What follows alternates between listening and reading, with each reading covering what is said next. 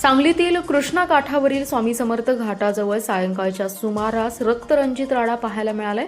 नवीन वसाहत परिसरातील वर्चस्व वादातून 4 ते 5 हल्लेखोरांनी चैतन्य देवा तोरणे याचा कोयता आणि चाकूने चेहऱ्यावर, छातीत आणि पोटावर 8 ते 10 वार करून निर्घृण खून केलाय।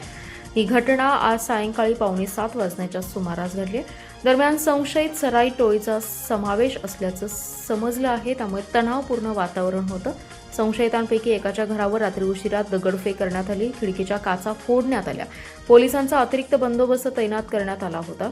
मृत चैतन्य तोरणे हा आपल्या कुटुंबियांसह शहरातील नवीन वसाहत परिसरात राहत होता। मृत चैतन्य तोरणे हा वाढपी आहे। तो आज सायंकाळी स्वामी समर्थ घाटावर गेला होता, त्यावेळी संशयित त्या ठिकाणी आले। त्यांनी पूर्वीच्या वादातून वाद घातला। त्यानंतर कोयता आणि चाकूने तोंडावर, पोटावर आणि डोक्यात सपासप वार केले, त्यात तो रक्ताच्या थारोळ्यात पडला।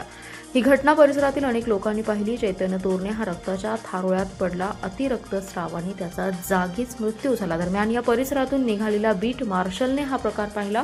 त्यांनी तातडीने पोलीस ठाण्यास कळवलं। पोलीस निरीक्षक अरुण सुगावकर आणि पथक घटनास्थळी धावले। यावेळी वर्चस्व वादातून हा खून झाल्याचं प्राथमिक तपासात समोर आलंय। घटनेची माहिती मिळताच पोलीस अधीक्षक तुषार दोशी, अप्पर अधीक्षक कल्पना बारोकर, उपअधीक्षक संदीप भागवत, स्थानिक गुन्हे अन्वेषणचे पोलीस निरीक्षक संजीव झाडे, शहरचे अरुण सुगावकर यांनी घटनास्थळी भेट देत तपासाच्या सूचना दिल्या। दरम्यान घटनास्थळ आणि शासकीय रुग्णालय परिसरात तोरणेच्या कुटुंबियांची मोठी गर्दी होती। त्या ठिकाणी त्यांनी गोंधळ घातला। रात्री उशिरा हा तणाव निवळला। मृत चैतन्य याच्यावर 8 ते 9 वर्मी वार झाले होते। पोटावर, मानेवर, डोक्यात खोलवर वार झाल्याने अतिरक्तस्राव झाला आणि त्याचा जागीच मृत्यू झाल्याचं तपासणीतून स्पष्ट झालंय। पोलिसांनी संशयितांपैकी काही नावे निष्पन्न केली। त्यांच्या शोधासाठी तातडीने शहर, LCB आणि विश्रामबागची 3 पथके रवाना करण्यात आली आहेत।